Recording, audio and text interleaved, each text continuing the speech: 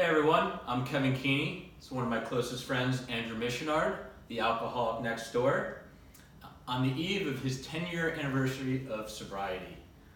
Today we're going to talk a little bit about Andrew's journey, some of his struggles, and how he ultimately took back his life, regained happiness, and got sober. Andrew, let me be the first to congratulate you on 10 years. You've absolutely inspired me with your transformation over the last 10 years and where your life is today. Talk a little bit about these 10 years, where you came from, and how you're feeling today. Yeah, well, thank you. I can't even put it into words, 10 years, it went by really fast, and obviously, for those of you out there who don't know Kevin, a lot of the stories I've written about, a lot of the stories I've referenced, Kevin has been involved in a lot of them, including all the way up to the end when I made the decision to go to rehab. So it's awesome to be doing this with you, and I thank you for everything you've done. But I talk a lot about what life was like as an alcoholic, what life is like in recovery, and it was a struggle, and I never really, one of the things I always touch on and we talk about is what was I going to do. One of the things that always held me back not only was the stigma, but what was I going to do with my life after I sobered up? Would I be able to hang out with Kevin? Would I be able to hang out with my friends? What would that life look like? And 10 years later, I'm living a life that I didn't really think was possible, and to be able to just be sitting here hanging out, living that life is, it's an amazing thing. Yeah, that's great. One of the things I was thinking about is that, as a young adult, a lot of times in high school, sometimes in college, people are obviously going to experiment with alcohol. And for most people, it's at a party or at a wedding, or the parents introduce it to them. My question for you is, during that experimentation, did you feel it was different? Your relationship with alcohol was different than, maybe mine or what you saw with your friends or out in society? Yeah, for sure. I mean, the first time, I ever got drunk, it was like the entire universe unlocked itself to me. I'd always walked around, with an inner angst, and even though on the outside I made everything look like it was normal, I'll never forget that night, the moment it happened. And, I knew my relationship was different than we played sports together, we partied together, but, maybe 2 or 3 times in our entire, high school life, college life, even after, maybe twice I wasn't the drunkest guy at the party. And it, always struck me. The things, where a lot of people would just kind of stop here, like I just always wanted to keep going and going.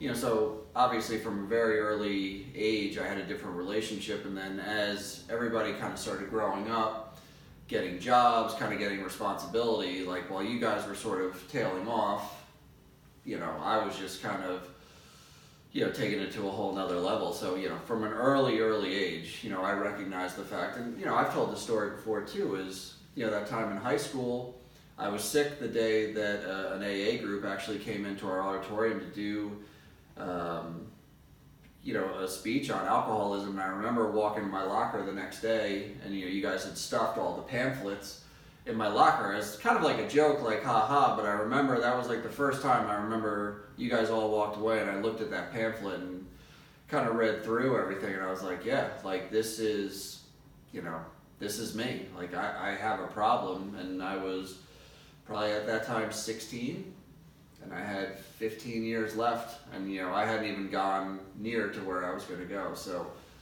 definitely from an early age, I knew. I don't think I knew I was an alcoholic. I knew that I had a different relationship, with alcohol than everybody else, though. Yeah, and as you mentioned, as you touched on, we had, decades from our teenage years through our 20s to our 30s. So let's talk a little bit more about the end, where it started to get from, the bitter end leading up to the final days. So there were certain things, you and I have always had a relationship where we didn't lie to each other. There was really no reason to. It's like we were super close. We knew everything about each other. We confided in each other. That's one of the things I love about it. I can tell you anything, and I know that, it's a secret, and I love you like a brother. But towards the end there, like, you were lying to me. Yeah. You were lying to your family. You were lying to a lot of other best friends, and we have a great network of friends that we're all super close. Did you recognize that when you were doing it? Did you have guilt? Was that part of the reason why you drank more, is because you had these thoughts of guilt? And ultimately, so tell us a little bit about that, the last 6 months to a year or so. Yeah, that last 6 months to a year was where I went from in that last 6 months to a year was just, I couldn't even put it into words. But I mean, you talk about our friends and how close we all are, and we're open books, and we never lie, we never do anything. And I've always kind of valued, whether it's my friends or my family, that I was always honest, I was always upfront with them. And the thing at the end there is that I was hiding everything. You know what I mean? Like I was just I was living a life that I didn't want anybody else to see. I was embarrassed about that life and what I was doing. And then, like I used to keep notebooks. If I talked to you, like told Kevin I was at the Beacon, I talked to my brother-in-law, told Stan I had a softball game. And the crazy thing, even now, 10 years later, when I have a relapse dream, my dream is never about the actual drinking. My dream is about the cover-up. My dream is about the lies. My dream is about trying to make sure everybody doesn't know the truth behind, what it was like. Because, you would see me, I would call you and be like, hey, let's meet up for a happy hour. And I had been at the bar for 3 hours, making close my bar tab. Or I would show up and I'd be a bottle of vodka deep. Like nobody really saw the hidden truth of everything that was going on behind the scenes, to keep this alcoholism up, to keep the lie up. That's what my life was a lie. And, one of the things I'm so grateful about my friends and stuff, and this is probably for later, but my friends are such a close-knit group. Like in terms of my recovery, you talk about, we touched on this, is that a lot of people when they sober up, they go back to people who are trying to get them to use again. And the thing that I value most about my friends and my family is that, like, if you knew I was going to drink, or if you found it, like, you would punch me in the face, and that's something I value so much. And what has made my recovery a lot easier is that I have such a support system, guys like you and, all of our friends. So, yeah, the lies, the deceit, the everything that was going on. And then, like you said, you've told me before, like you stopped inviting me places. Like you never there was never a time you didn't want to be around me. And then towards the end, like, you can say it. Well, you were the lovable character, always gave everybody hugs, the happiest go lucky guy. And towards the end there, everything shifted. And that's when you knew there was a problem. You became belligerent, you became angry. You weren't the same person. And that's when, I took notice. That's when some of our other best friends and your family took notice that it wasn't the same Andrew that we all know and love. Yeah, it was. It was awful. I became, something I never imagined. And, like that, we talk about a lot, different things that, people always ask me, like, what did it take to get sober? And, like, one of the things is the fact that you guys kind of started walking away from me. Like I stopped getting invited places, you wouldn't return my call, and like that hurt, and like it was my own thing, and it was an eye opener, like holy shit, like, things are going really, really bad now. Well, you kind of touched on it before. It's that, a lot of times you'd call me and we lived in some New Jersey at the time, and we had a couple local haunts that we loved, and we loved the people that worked there, and we became friendly with them. And I'd get off at work at 5:30, and I'd get there by 6. And, you were always already there. And I'd ask you how long you've been here. You'd be like, oh, I just got here. And then, I'd talk to some of the bartenders we were friendly with, and they were doing a shift change. And they'd be like, hey, Andrew, you need to, close your tab.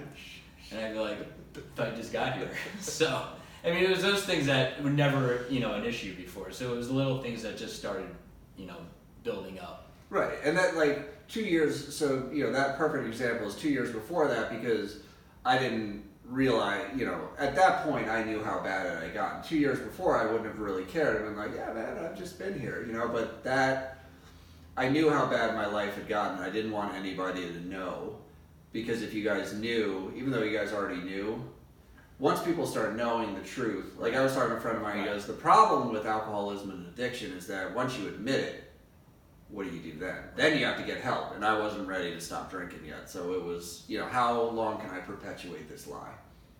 So another thing, let's lead into, you had a business trip coming up. You're going to California. You were already on a bender, so you had some anxiety. And I'll never forget it. We were in the Short Hills Mall. We were walking around and talking and confiding in each other like we always do. And you're like, Kev, I'm so anxious about this flight. My boss is picking me up at 8 in the morning. We have like an early morning flight, 9:30 or so. And it's not like I can start drinking beers. I can't drink beers on a flight. Like, who's going to be drinking beers at 9:30 in the morning with their boss on a cross-country flight? What a responsible employee. And me hearing in the movies saying, put vodka in a Gatorade bottle. You can't smell it on your breath. And to this day, I'll never forget.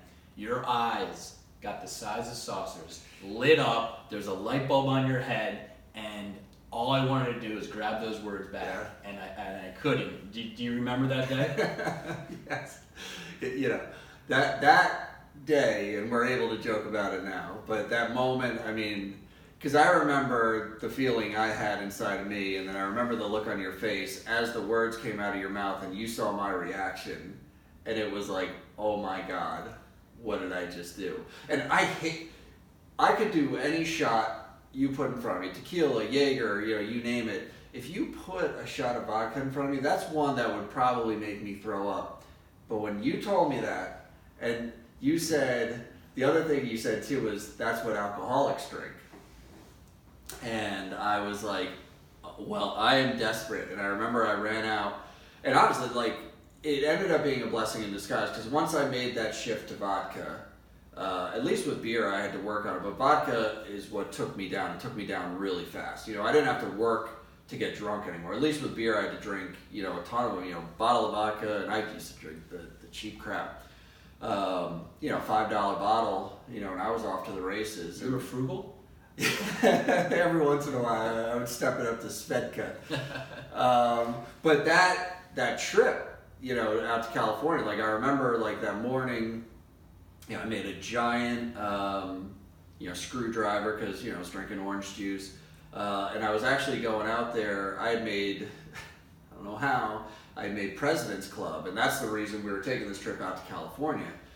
And I'll never forget, it was one of like the first like real times where, so I didn't need a rental car for anything. Like, we were on this resort. We didn't have to go anywhere. All the meetings were there, and I remember getting to the airport and telling everyone, like, I need a rental car. And everyone's like, what do you need a rental car for? And the only reason I needed a rental car to get your booze. Was to go get my booze. And I made up some story. My brother, who I had no intention of seeing, lived in San Diego. And I was like, well, I'm going to go see my brother. And I'll just never forget, like, that was probably December, January time frame. It was January. Giants played the Packers in the NFC Championship game. And I'll never forget, that was when the shakes really started happening. That was the first time I ever really started getting like the convulsions. It was actually out there.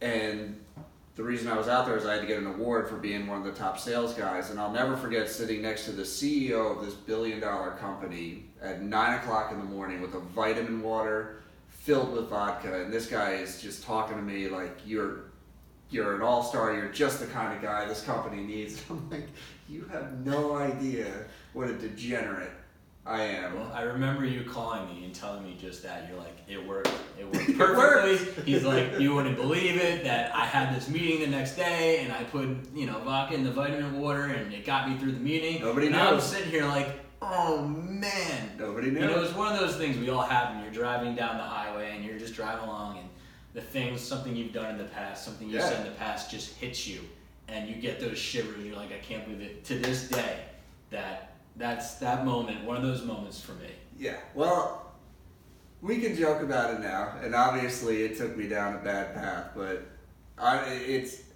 who knows how long it would have taken me. Like, the way I look at it is that it sped my downward fall. Just so everybody knows out there, if you're trying to use the vodka trick, you can smell vodka, and I didn't have anybody fooled, so don't use that one. Yeah, don't believe the movies. So let's fast forward a little bit, again, more towards the end. You had your brother-in-law's 40th birthday party. Yes. Down in memory serves, South Carolina. Myrtle Beach.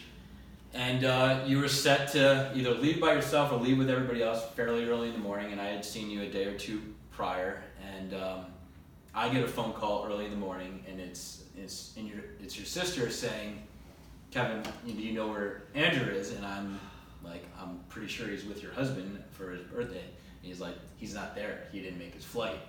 And she's like, we lived a mile away at the time. And she's like, can you go over to the apartment and check on him? So it's probably 7:30, 8 in the morning. I think you had a pretty early flight. Yeah. And I get in my car and I'm driving a mile down the road with all these thoughts in my head.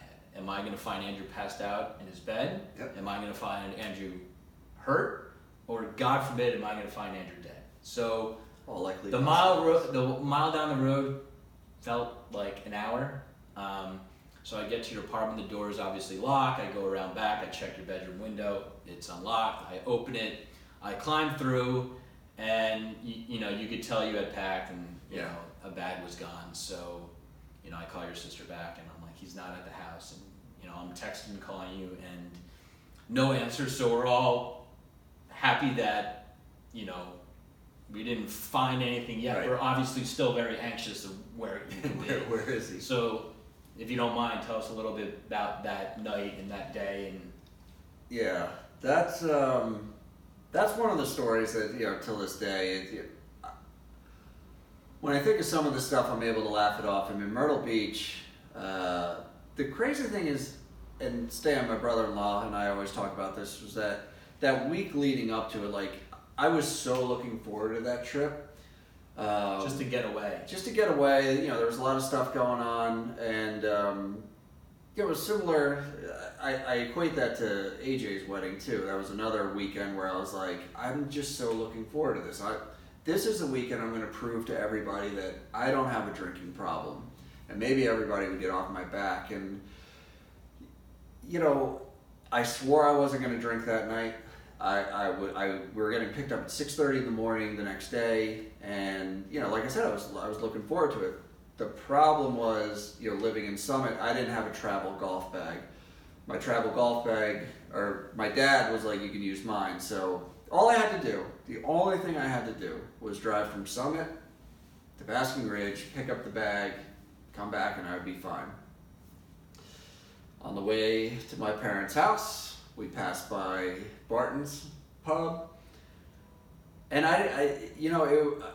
looking back, I mean, I felt like my car just kind of pulled in, and I was, with my girlfriend at the time. I was like, it's Friday night, like we're just going. Gotta have a beer, one beer. One beer.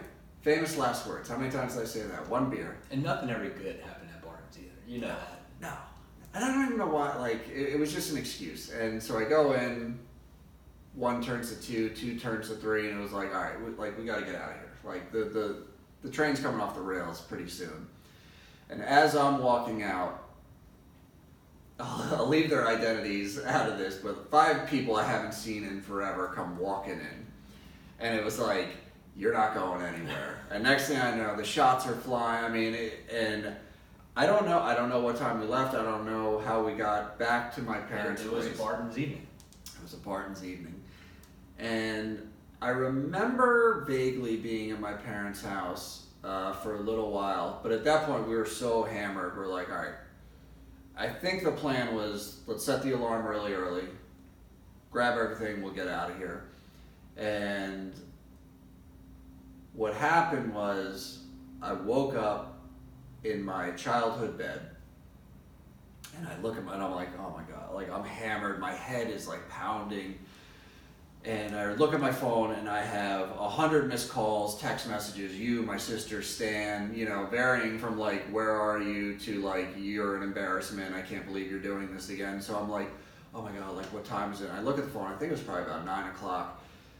And I'm like, oh my God, I can't believe this happened. I can't believe it. How many times did I say that? I can't believe this happened. So I jump out of bed, and I'm running out of my room to try to like, get everything together, and as I'm passing, there's a mirror, and I pass the mirror and I look, and my entire face is just completely covered in blood, and I've got, you can still see the scar here, a wound just wide open above my And my first thought, like, I was just like, I have to get to Myrtle Beach. I have to get there or they're going to know I'm an alcoholic. Right. I can explain this away. I can say I slipped. I can say I fell. I can say something. But if I need to get there. It's funny you said that. So you have these stories in your mind. Did you actually think that we were buying those stories, that you slipped and you have this huge gash on your head and the bathroom looks like, you know, a crime scene? Because you probably did. There's probably a point of you that, you know, believed that, oh, these guys are actually buying these stories.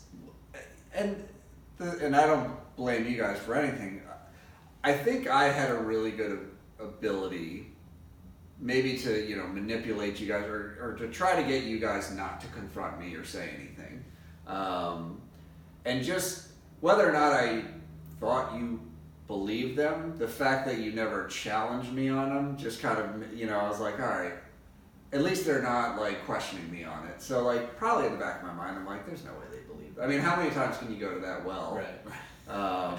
You know, how many times did I come in, like, you know, our friend Chris too, like, anytime I would come home with, like, I would always tell my parents, like, oh, Chris tackled me, you know, and just kind of blame it on him. So there was no way you guys could believe everything. But that, I remember calling my sister. I got on the phone with the airline. I booked another flight. I pounded a bottle of vodka. I grabbed everything.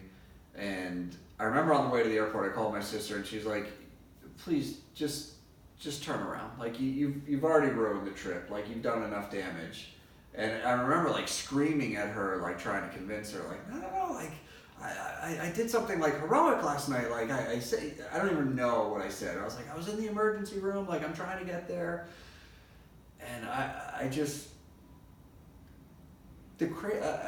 like, I don't know how, and it's not a rational mind, but like how my mind at that point could be like, get there, just get there. And I ended up getting there, showed up, they were probably on like the 12th or 13th hole at that point, and I come riding in a golf cart, tall boy of Budweiser in my hand, like, what's up, boys? You know, like, I'm here.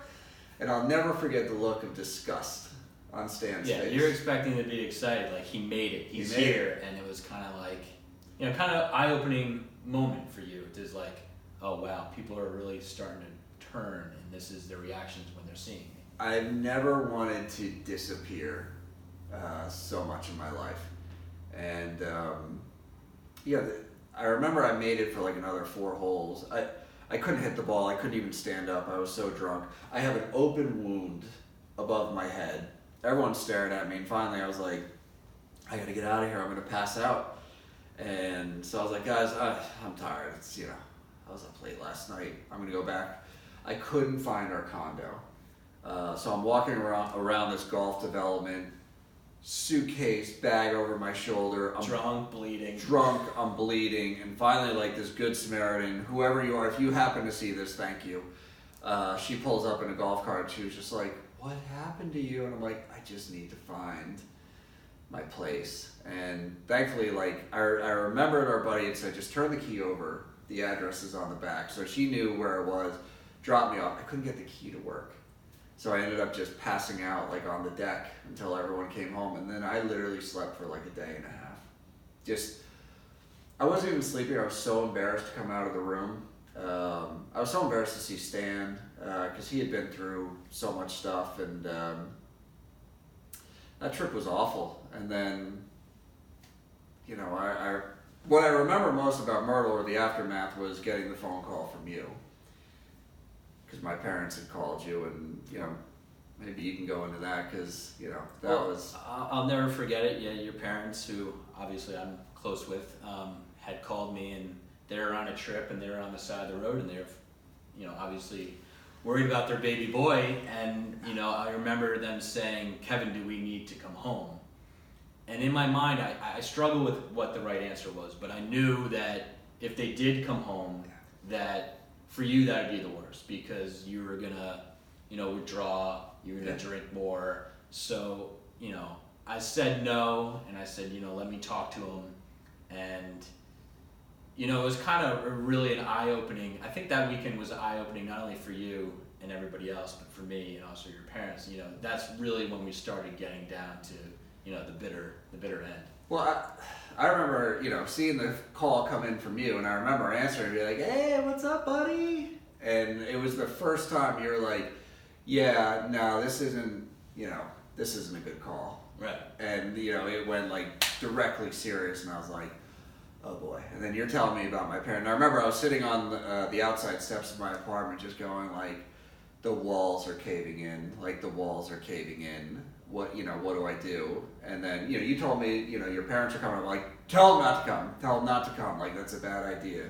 And then, so, we got together that weekend. We laugh about this story now. Right. I was like, all right, I'm going to stop drinking. You came. And how many times have we heard that before? Yeah. It was every couple of years, like, I'm going to stop drinking. Right. And maybe you would do it for, 2 weeks, a month. And then you say, I'm only going to drink beer. and then, of course, that never works. So, when we date back for a number of years, we always knew there was an issue. Right. But when you don't have a substance abuse problem, you can't really relate. You can't fully understand, your relationship with alcohol compared to, me or somebody else. Yeah. It's, I can go out on a Friday, have, drinks, and not feel like I have to on a Saturday. Right. Whereas it's like you didn't. It would, towards the end there, it was every day. Every day. I mean, I couldn't remember. I remember you telling me, we'd go out on a Friday night and, there was times you would stay over at my place or you would just tell me and you'd be like, I woke up at 2 a.m. and I was shaking and, I slammed beers and went back to bed, or I drank a bottle of wine. Yeah. And I'm thinking in my mind, that's the last thing in the world I would ever do. If I woke up, I'm having water, I'm grabbing Advil, I'm saying that I'm never drinking again. And you're saying, the answer is I'm going to drink a little bit more. Right. Well, one of the times at your apartment where I knew like my story was not what it was is I woke up, it was like 5 o'clock in the morning, some party, and I'm thinking everybody's sleeping. And I walk by your kitchen, you had that big Grey Goose. Yeah, I remember that. God, I love that Grey Goose. You drank the whole thing. I didn't have a single sip of it. And I remember it was like 5:30 in the morning, and I'm like, oh, like it was a bad night the night before. And I'm just chugging this thing. And as I'm chugging it, one of our buddies walks across, looks into the kitchen, sees me doing it. Like, almost like in disbelief, kind of like it continued on to the bathroom, went to the bathroom, came back, and I was just standing there, and he was just like, I'm going to pretend that I didn't see that. Right. But that is not normal. That is a problem. And I just remember being, it was like all these like little things like I got busted doing that it was just like, I can't keep this story up, much longer. And, we touched on it before about the Good Samaritan. Through everything that you went through for all those years, I mean, you really had a guardian angel. I mean, yeah. You came away with no lasting health issues. Yeah. You didn't, there's some nicks and bruises and some cuts and scrapes. You didn't seriously hurt yourself. Yeah. You didn't kill anybody. You thankfully didn't kill yourself. Yeah. And like I said, didn't kill anybody else. I mean, you really did have a guardian angel to come out the way you have in these 10 years and doing as well as you are. Yeah, I mean, that is, you referenced it before, when you're driving around and you shiver, and that is something, I mean, guardian angels, like I remember, wandering the streets of Vegas, thinking like we were staying, whatever the hotel is with the light coming out, and we were miles from it, but I could see it, and I'm like, I'm just going to walk home. And I remember I didn't have $1 in my pocket, and a taxi driver comes up and he was like, get in. And he's like, you should not be here. And I'm like, dude, I don't have any money. And he was like, I'm going to get you home. And I remember when he dropped me off, he was just like, just pay this forward. And I think about people like that. I think about the lady down in Myrtle Beach. But the situations that I put myself in, that I put my friends in, I mean, college, Jesus, I should be dead. And that's one of the things you don't get a nickname Farley for nothing. Listen, not many people can put on 40 pounds in 2 months. I mean, that 4 years was, just insanity. And it's amazing, And you graduated. And I graduated. I'm so fortunate, you say, like, because so many people go through other, like, collateral damage. I mean, how many times, especially that last year, I got my DUI when I was 22. The one time I got pulled over, right by your house, I've been drinking all day. Somehow I got off of that one.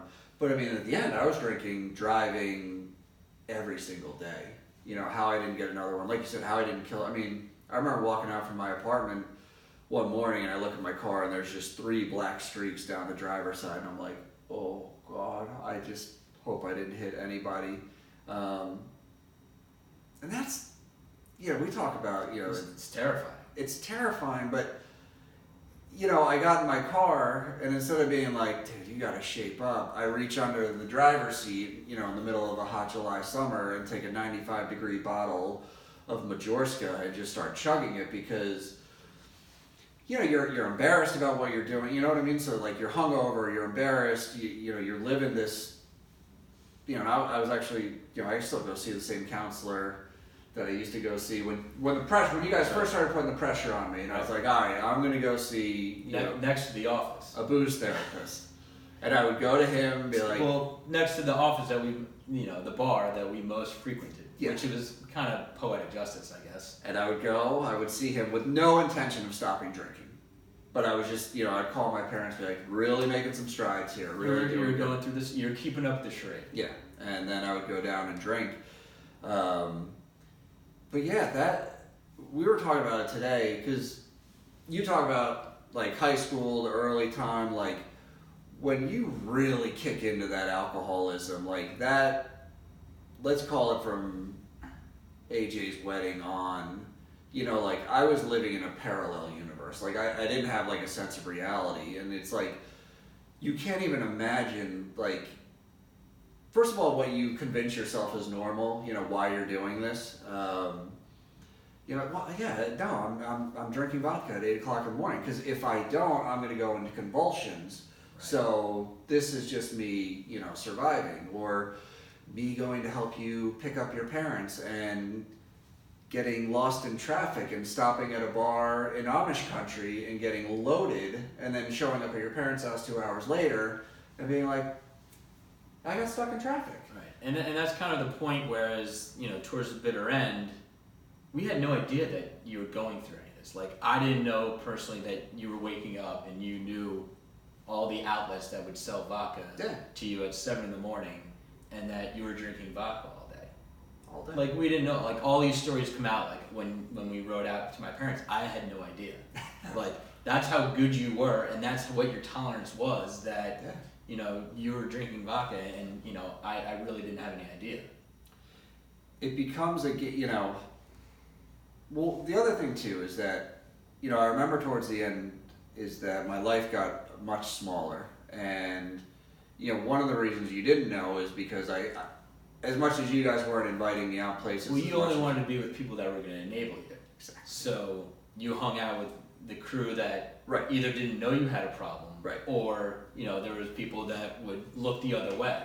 I would hang out with the people that didn't care that I was drinking still. And, I remember, how many weddings did we go to where like, I'm not drinking. Yep. 3 hours in, tie around my head, I'm doing the worm across the dance floor, and I'm like, no, I'm just, I'm comfortable in my own skin. Well, that's funny you should say that. I don't have a substance abuse problem, but I also had the tie around my head and do the worm, so I don't know what that says about me, but... we could go in for stories for days. Yeah. I want to get what, it's a really important day for me, and I know it's an even important day for you, is, that Tuesday morning at 9 a.m. when you called me at work. So my phone rings at 9 a.m, and it's a Tuesday, and he wants to talk about Monday Night Football or what the Mets or Yankees did, or tell me something funny. And I'll never forget it. You were sobbing on the other line, and it was a pretty brief conversation. And you said, "Buddy," and you were hammered. You were absolutely S-faced. And you said, "Buddy, I need to go to rehab, and I need to go today, and I want you to drive me." And I remember hanging up and kind of being in shock and taking a second. And at the time, my boss at the time, who you know, and he was a friend of mine and a friend of yours and played softball with you, and I, played softball with us, and I explained the story. I said, Andrew's in trouble, and he wants to go to rehab, and to his credit, he goes, whatever you gotta do, you gotta leave, you go. And I said, all right, you're like, I'm gonna look for places, but I need to go today, and I can't sober up and not be leaving. And I remember it was also funny, he was like, and I'm leaving New Jersey. So, I mean, if you don't mind, tell us a little bit about that morning, what led to that phone call, and ultimately the decision to change your life. Yeah, obviously that day, other than maybe the birth of Addis, that's the day, because everything from my life started from that moment. But everything we've talked about up to this point, it was, I knew I had a problem. Like, I had become powerless. Like, I literally could not stop myself from drinking, but I didn't know what to do, how to do it. Like, I remember I used to watch that show Intervention. Like, I would openly try to watch that show because I was too scared to ask for help. But I was like, maybe if I watch this and tell enough people that I watch this show, they'll be like, hey, and then I was like, what am I going to do about work? What am I going to do about this and that? And then, eventually it just, the best word for it is just chaos. And so, we talked about it as we were coming here, kind of that weekend, and then the night before I'd sworn I wasn't going to drink. Like, I needed to dry out. It had been, really bad. Long story short, I got drunk. So, that morning was like any other Tuesday. I'm ironing my shirt, cracking a couple beers, which had just become any other Tuesday. And that was the sick thing. Like, I wasn't drinking to have fun anymore. I was drinking to survive. I was drinking not to get sick. And so my methodology was turn the faucet on, crack a beer, and my girlfriend was like, I can hear what you're doing. Right. You're not fooling anybody anymore. You're not fooling anybody. And all of a sudden I go, there's a bottle of vodka behind the cleaning supplies in the bathroom. And so I go in the bathroom, and I dig around, and there it is. And the crazy is, I've been in hospitals, I've been in jails, I have been, in places, woken up, passed out on streets. And at that moment, I grab that bottle of vodka, and I just start chugging it. And as I'm kind of dropping the bottle, I just catch myself in the mirror. And what people call it a whole bunch of different things, your moment of reckoning, whatever it was. But at that moment, I just looked at myself and I was just like, I can't do this anymore. Like, I literally, I don't recognize that guy. Like, what have you become? And I just was exhausted. And I just, when I tell the story, I've told the story 1,000 times, I still get goosebumps because I can still remember that feeling.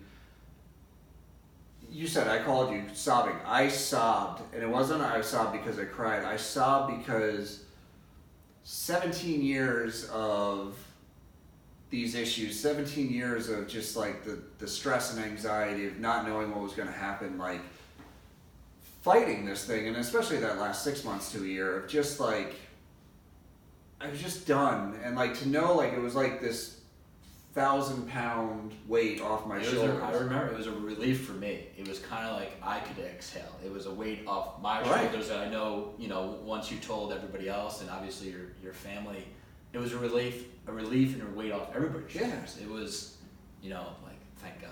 Yeah, I freaked. My family, my mom especially, and my sister, especially being a parent now, I don't know how my mom slept at night, wondering where I was, wondering, would I make it through, wondering what I was doing. But that moment, just thinking to myself, I'm done. I don't know how I'm done, but I can't do that. The fact that I just was able to get to that point, I was never that able to get to that moment to actually say those words. Those tears, that, if I could bottle that feeling and give it to somebody, because nobody could know what that release was like. And that's what I remember. I just, my girlfriend came in, she's like, 31-year-old grown man, sobbing in the bathroom. I'm like, what the hell's wrong? With a vodka bottle. With a vodka bottle. And I was like, I gotta go to rehab. And I was like, there's a number on the back of this card. Because I had called like a couple months before, same thing, when I found the booze counselor, like, hey, I'm looking into things. So I knew there was a mental health number on the back. And I was just like, not tomorrow, not in a week, like, I need to get on a plane today, and like I got to get out of here, and that was it. So for a little comic relief, we'll fast forward to helping you pack. So I think your flight, if memory serves, was around 6 or 7 p.m. The story didn't end at that great moment. No, no. You're getting these questions. So I arrive probably around 3 o'clock, and we need to help you pack, and you're still drunk. You're going out with a blaze of glory. I made the conscious. I knew in my heart I wanted to get sober. Right. But I remember saying, like, if I am never going to drink this again, is my last hurrah. I'm going for it.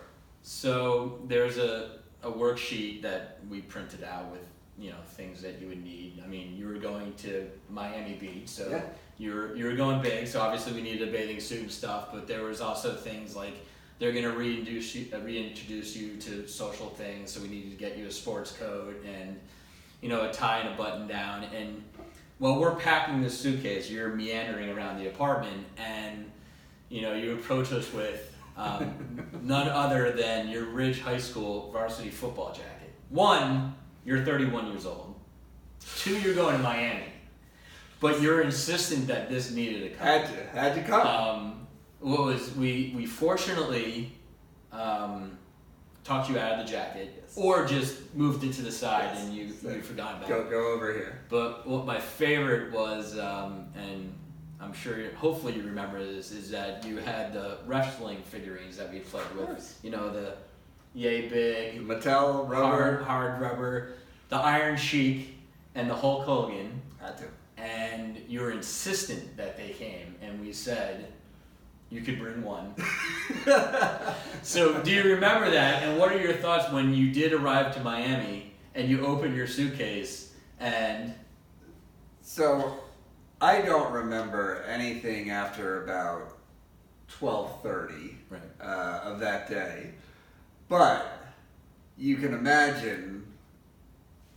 First of all, I wake up down in. I had to go to a detox, obviously, and you can imagine. I roll over, and there's a guy in a bed over there, and I'm like, "Psst, where am I?" And he's like, "You're in a detox facility." I'm like, I know, but where am I? And he's like, you're in North Miami Beach. And I remember, like, being so relieved, like, oh my God, like... This is day one. I made it here. Which is actually, I don't count the day before, it's my sobriety date. But, so I kind of, like, come to, and I was like, all right, well, let me start unpacking a little, and I unzip my suitcase, and there is Hulk Hogan and a Mark Messier figurine. I snuck in the Mark Messier figurine, and I'm like, well, you need Messier. I just remember being like, what the hell? But that, honestly, the funny thing about that whole is that I kind of put him, on all my counters, because it was just like a reminder of not only home, but being a kid, and it was just, it made me feel good, as ridiculous as it is. Yeah, it was the fun. Varsity jacket, that would have been... Thank God that didn't make it. That would have been over the top. That would have been a story. It would have been a story, though. But I remember, because in detox, I remember when I finally got to rehab, I was like, can I go to Target and get some clothes? Because whatever we packed... Well, you didn't pack. That was probably my fault. To your guys' credit. I mean, you were putting contact lenses in my eyes. I was so drunk. I was gonna leave that out. No, it's an open book. But, I remember... that story ends up becoming funny only because, of what happened after, but truly, I was so, and we didn't have access to cell phones, while we were down there. It was like one call a day or something like that, but I've never felt such a relief and so happy to be somewhere than when I woke up that morning, because I knew first of all, I knew I was safe. I knew that I couldn't drink. Thankfully, I went to a place that they didn't make me just sweat it out and shake. So, but yeah, I knew kind of my journey had started. I didn't know what that journey was going to look like. There was definitely fear of what that would look like, but at least I had taken a step that I had never thought I was going to take. Right. And not to let you off the hook, but you almost didn't get there. I don't know if you remember. So we're driving to the airport, and your parents and your niece at the time, well, not at the time, she's still your niece, but at the time my point was she had to be what? She's going in a freshman now, so she'll be 4 or 5, right? Probably, yeah. So, she had questions of like, where's uncle going and how long are you going to be? And why are we going to the airport? Yeah, and your famous line was, I'm going to be away for a month, like 90 days. Yeah. I don't know where you got any of that, but if you remember, you're going through security and we're all there and we're waiting for you, and you're hammered. So everybody's gone through, and basically all the other families have dissipated, and your parents had left, and your girlfriend at the time and I are just milling about to make sure you get security. And then all of a sudden you're stopped, and we see, security and other airport personnel coming over and talking to you, and I'm sitting here like, oh man, here we go. So I get a little closer to security, and they see that I'm looking at you, and they come over and they're talking to us, and they're like, do you know this guy? Nick says his name's Andrew. I'm like, yes, we do. And he's like, he says he's going to rehab. And is that true? And I'm like, that is true. He's like, he seems intoxicated. I'm like, he's hammered. Like, he's bombed. I was like, he needs to get on that plane. Please, he needs please. to get, and the guy was great, and another good Samaritan. If, Yeah. Obviously he wouldn't remember this, but thank you. But he's just like, I'll personally walk him to the airplane. Yeah. As long as he doesn't cause any disturbance or ruckus, I'll make sure he gets on the plane. And I mean, just to the bitter end, it was just, the angels blessing down on you, if you will. Yeah, and I remember getting on the plane and I passed out. Yep. And I woke up, like I startled, woke up and I looked out the window and I saw blacktop. Right. And I texted you. Yep. Just landed. Just janded. Just janded. And so I'm thinking I passed out, I'm in Florida, which then of course sets off fire alarms because it's 30 minutes after I boarded. Well, it's 30 minutes after you're boarded, so I'm like, he didn't get on the plane, he caused a disturbance. He's now in Newark at a bar. Yeah. So I call the airline, and they're like, are you first of kin? I should have been like, yeah, I'm your Yeah. I didn't. I'm like, no, they're like, we could only, tell to your parents or first of kin. So now I had to call your mom. And the poor woman just gets home, and I'm like, Mrs. Mish, I don't want to worry you, but Andrew just texted me that he landed, and so thankfully the story ends well. She calls the airline, and you were there. You were confirmed on the plane. Yeah.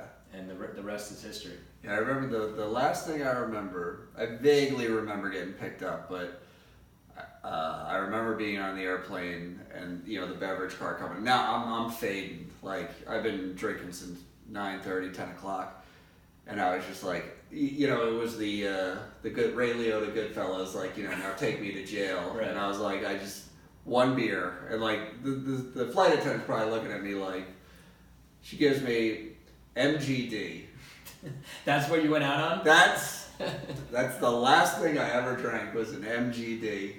And I remember I just drank it, put it down, passed out, and that's the last sip of alcohol that's ever touched my mouth. So it's crazy, like that whole, for all the craziness, listen, we can tell stories, but I went out with a bang. And, that's one thing. People always ask me, do you have any regrets? Do you ever miss it? And, I sobered up when I was 31. I mean, we've had some, you've been a part of them, legendary times. And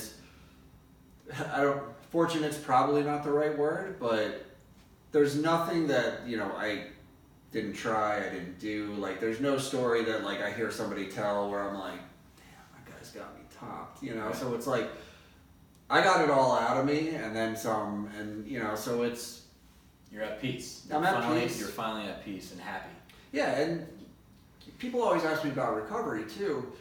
Is recovery, like there's really, unless your life gets better, recovery is really hard, because if your life's not getting any better and you're still miserable, you're still doing, it's that call to, drink or do drugs, is really hard to get over. But, like I stopped drinking, I got back, I got back into great shape, I met my future wife, like I got a good job, like everything,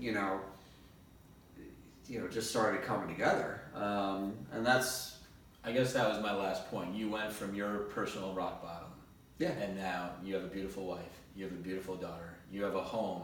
You've really transformed your life to something that maybe towards the end you weren't proud of, you weren't happy. Now to everything that you have is just an absolute testament and to you and your hard work. And I know every day,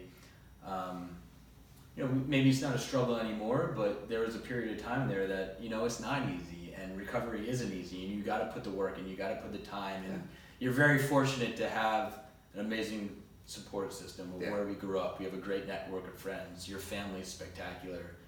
Through your story, you've had a lot of people reach out to you. So it's just amazing to see and be there from the start all the way through the end, and now see you now. And it's just amazing to see. Well, you saw it all. You saw more than anybody else.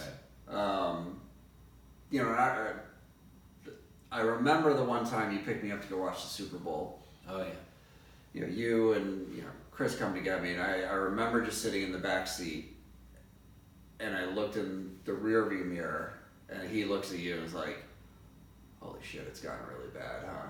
And he probably didn't think I could hear it. Well, I don't know how many people bring their laundry to a Super Bowl party, which you did. We're gonna be there. And then had somebody do it for you. Listen, I was a master manipulator. But in all seriousness, people ask me all the time, especially with stuff like that. There's a lot of us, in this recovery movement that are sharing their stories, that are open about sharing their struggles, and I don't think I would be so quick to share the struggle if the end result isn't, what it is.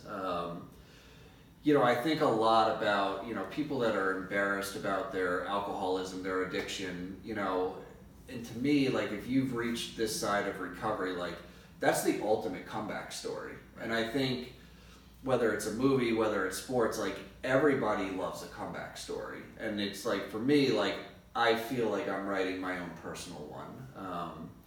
And everything in my life I owe to sobriety. Like you said, marriage, having a daughter, that, I never thought that would be possible. Having my family back, the relationship I have with my mom, my sister, my brothers, my dad, but my mom and my sister were always the ones I felt took it the hardest. But just everything, all those gifts that come, and then just not having all of that anxiety, all of that chaos to be behind me. I mean, it's a blessing, and that's why I just hope, because I was so scared for so long. You asked me, when I was 17, 18, and I knew I had a problem, or even into my mid-20s, the stigma of what an alcoholic is. I'm thinking a toothless bum in a gutter in a basement, and it's not it's me, it's it's husbands, it's wives, it's sisters, it doesn't discriminate against anybody. So if I can just share my story, which I'm glad to do, I mean, for me it's therapeutic.